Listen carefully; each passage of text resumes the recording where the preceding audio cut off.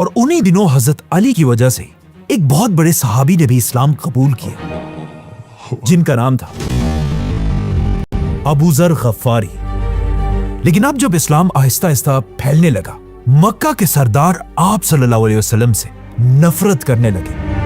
यहां तक कि कुछ सरदार तो आप सल्लल्लाहु अलैहि वसल्लम को टॉर्चर करने लगे। मक्का में गद्दारों के लिए कोई पनाह नहीं। इन सब में एक सरदार ऐसा था जिसने आप सल्लल्लाहु अलैहि वसल्लम पर बहुत ज्यादा जुल्म किया था, बनु उमैया खानदान का उकबा। नहीं छोड़ूंगा उसे। एक दिन जब आप सल्लल्लाहु अलैहि वसल्लम नमाज पढ़ रहे थे, इसी उकबा ने उनके सर के ऊपर ऊंट की ओजरी डाल दी, जिसे फिर आप सल्लल्लाहु अलैहि वसल्लम की सबसे छोटी बेटी हजरत फातिमा रज़ियल्लाहु अन्हा ने हटाया। और आखिर एक दिन जब आप सल्लल्लाहु अलैहि वसल्लम नमाज पढ़ रहे थे, यही उकबा पीछे से आया, आप सल्लल्लाहु अलैहि वसल्लम के गले में अपनी चादर डाली और उसे जोर से खींचने लगा, जिससे आप सल्लल्लाहु अलैहि वसल्लम की सांस बिल्कुल बंद हो गई और आप सल्लल्लाहु अलैहि वसल्लम जमीन पर गिर गए।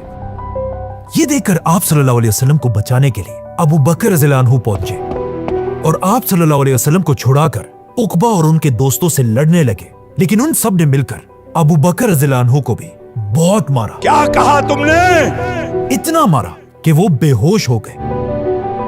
ये आप सल्लल्लाहु अलैहि वसल्लम की जिंदगी का बहुत ही सख्त दिन था और जब भी अली रज़ियल्लाहु अन्हु इस दिन को याद करते थे, वो इस दिन की कहानी रो कर सुनाते थे, क्योंकि इस वक्त हजरत अली की एज बहुत ही कम थी और वो छोटे होने की वजह से अपनी ताकत से आप सल्लल्लाहु अलैहि वसल्लम को डिफेंड नहीं कर सकते थे।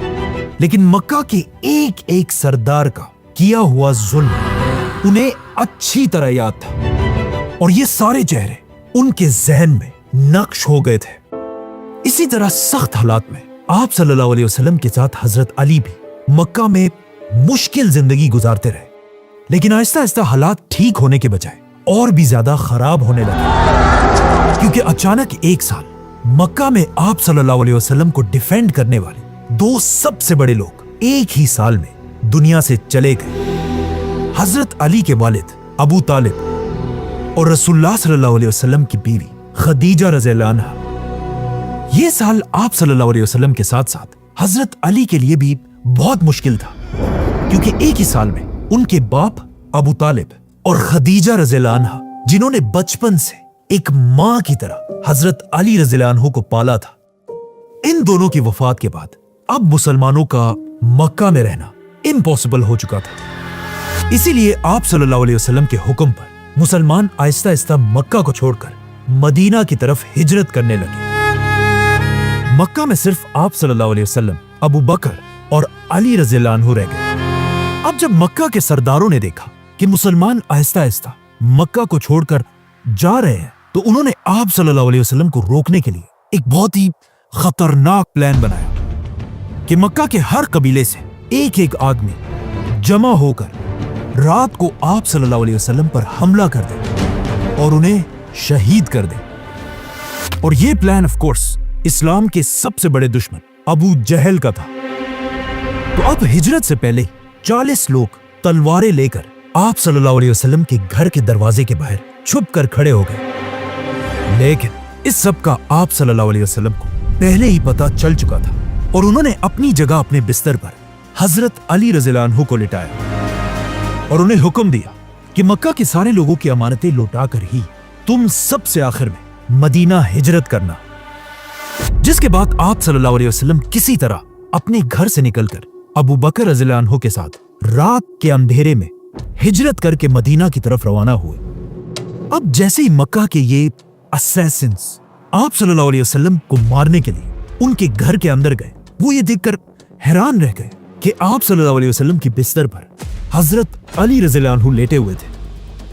ये देखकर उन्हें इतना गुस्सा आया कि वो सब हजरत अली से लड़ने लगे और उन्हें घर से निकालकर मक्का के जेल में बंद कर दिया और बार बार हजरत अली से पूछने लगे कि हमें बताओ मोहम्मद और अबू बकर कहाँ हैं? लेकिन जब हजरत अली ने उन्हें कोई भी हिंट नहीं दिया, उन्होंने मायूस होकर हजरत अली को छोड़ दिया। जिसके बाद अगले 3 दिन तक हजरत अली रज़ियल्लाहु अन्हु ने आप सल्लल्लाहु अलैहि वसल्लम की सारी अमानतें लोगों को वापस कर दी और खुद सबसे आखिर में अकेले बगैर किसी ऊंट और घोड़े के पैदल मदीना की तरफ रवाना हुआ। मक्का से मदीना कोई आम सफर नहीं था, बल्कि ये 450 किलोमीटर का लंबा रास्ता था।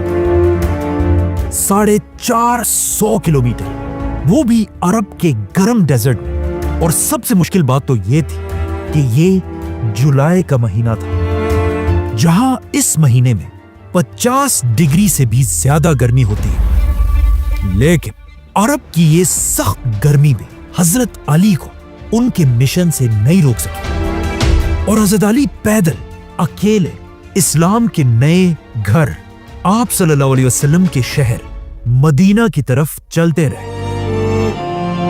यहां तक कि अरब के रेगिस्तान की तेज हवाएं भी उन्हें नहीं रोक सकी और वो आगे बढ़ते रहे।